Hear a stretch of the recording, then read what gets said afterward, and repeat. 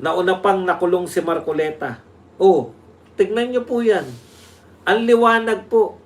75 million yung dinidemand. Iba pa ba yung 75 million sa na dinimanda sa kanya dito po sa ano naman sa plunder o same na pera. Imaginein po ninyo, same na pera, 75 million sa Comelec, absuelto na si Marcoleta. Pero sa Sandigang Bayan, kaso pa rin. Ikukulong pa rin siya dahil doon sa 75 million. Samantalang sabi ng Comelec, walang nilabag na batas. Dahil binago na yung batas. Ano pang batas? Magkaiba ba ng batas yung tinitignan ng mga yan? Inumusta mo ba si Marcoleta? Yes or no? Hindi naman po, ano po ibig nyo sabihin na kinumusta ka ba? Pumunta ba ako ron para, hindi po ako papayagan. Hindi po ako mag-aaksaya po ng panahon. Alam ko na nga na hindi pinapayagan na makadalaw Hindi po ako na magkukusan dumalaw sa mga importanteng tao kasi importante po sila Dinadaan ko lang po sa biro pero hindi po nila ako kalibel para pumunta lang ako doon. Hindi ko po ugali yung gano'n. Mas matapang ngayon si Atty. Lopez. Correct. Kasi wala po siyang si Atty. Lopez, wala po siyang, hindi po siya pagbabantaan ng, nakakatakot kasi yun, yung pinagbabantaan ka na ipapakulong sa pamamagitan ng contempt. Sinusuportahan ko ba si Senator Marcoleta? Opo. Bakit naman hindi? Pucha, tagapagtanggol nga ako ni Senator Marcoleta O ano ngayon yung tanong mo na intender? Ano yung intender na yan? Hindi ko maintindihan. Dapat maalis na party list system. Boss Bads, meron ako nabasa sa isang column na si Libiste Balimbing. Marami naman, lahat naman po ng, karamihan po ng politiko, balimbing. Dito po sa Pilipinas, wala po tayong maliwanag na party system. Kung sino po yung nasa posisyon, doon po sila nakakampi, lalo na po yung mga congressman. Kaya hindi po magtaka kayo kung yung congressman ay nanatili. Okay. Ngayon ang bagong ginagawa ng issue, ang Batanes kinuha na daw ng China, bagong gimmick ni Claire Castro para malihis sa super flood control na nakawan. Meron na po bang Chinese doon sa Batanes? Aba, labanan nyo po. Boss, sa impeachment ba dapat neutral ang presiding officer? Kasi napapansin ko kahit majority nila, pinagagalitan pa rin ni Cheese instead na ipagtanggol na. Dapat talaga neutral. Kasi po, presiding officer po, Senate President Kung ikaw po halal ka na Senate President, talagang Senate President ka nga Sino hindi gagalang sa'yo? Ang problema, hindi naman Senate President kasi nagpe-preside. Huwag ganon.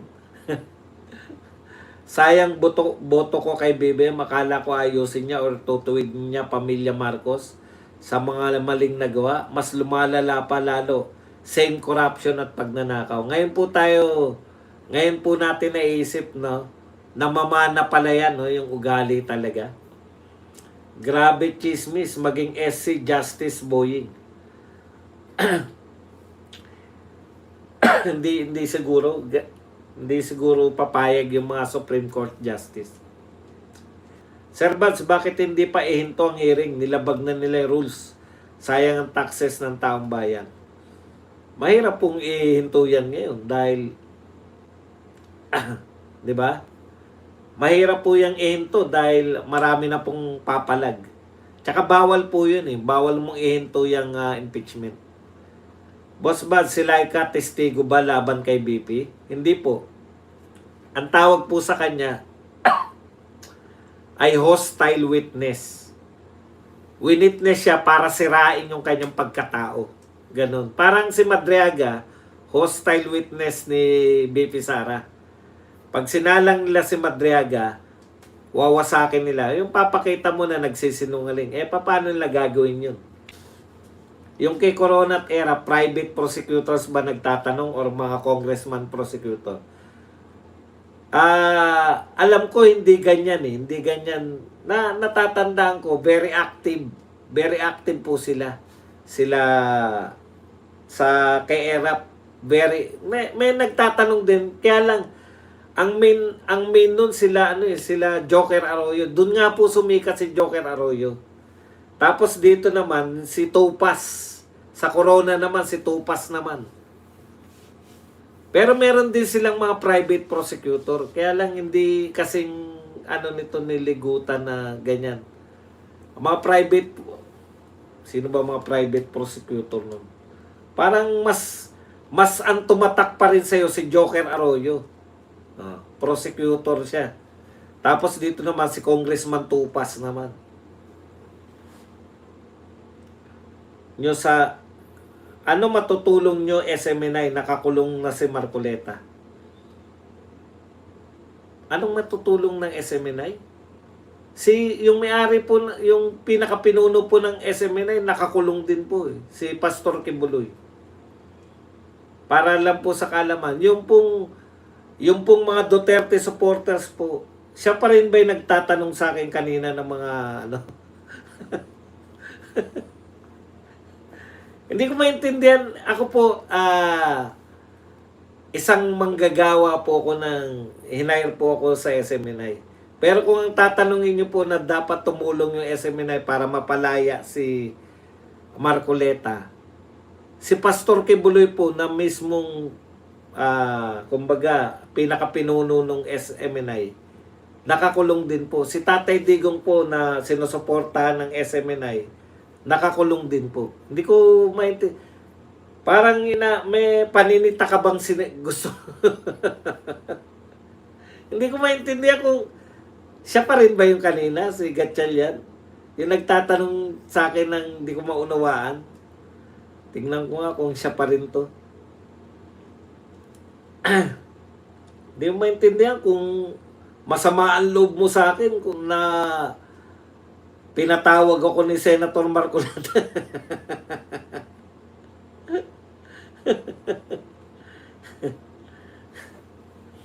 Bakit nyo naman bakit nyo naman binubura? Para saan? Bakit nyo po buburahin yung sinasabi niya? Nasasagot naman natin. Huwag nyo na pong burahin. Hindi naman po siya nagmumura. Nagtatanong naman po.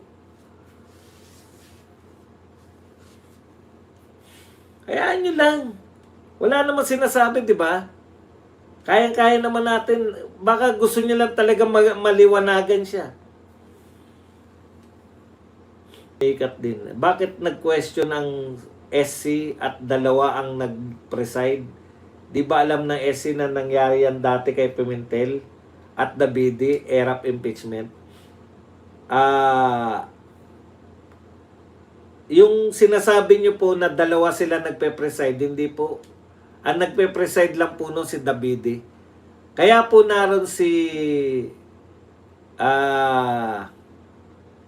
Nene Pimentel. Kasi Senate President siya. Hindi lang siya pwedeng mag-preside. Pero gumagampan po siya bilang Senate President. Parang siya yung doon talaga upuan ng Senate President eh.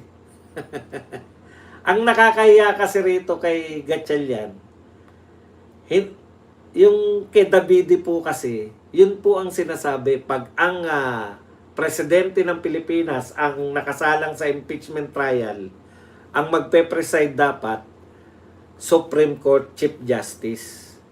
Pero kaya naroon si Nene Pimentel dahil Senate President siya. Yun talaga yung upuan niya. Nakalagay po sa Constitution, pag hindi po presidente yung sa impeachment trial, yung tina-trial, dapat Senate President.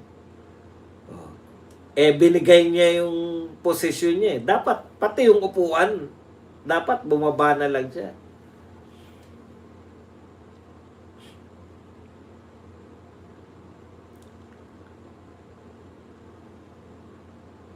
Nasobrahan niya nung gabi.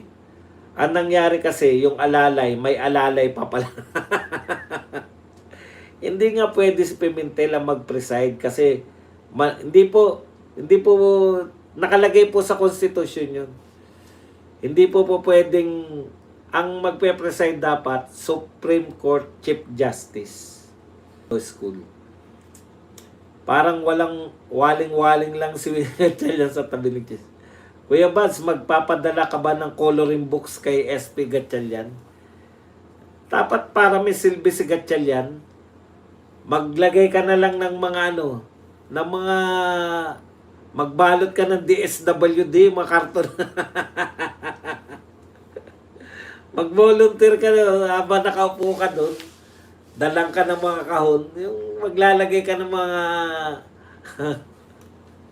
tagalagay ka ng mga mga pinamimigay sa mga nabahaan. 499 dapat ginagawa ni Winchick. Siya mag-open the hearing tapos ay relinquish kay Jude at bumaba siya. Akyat siya uli to adjourn the hearing. Correct. Dapat ganun na lang. Marami akong color books dito. Siya talaga yung pinaka nakakahiya sa lahat, no? Okay,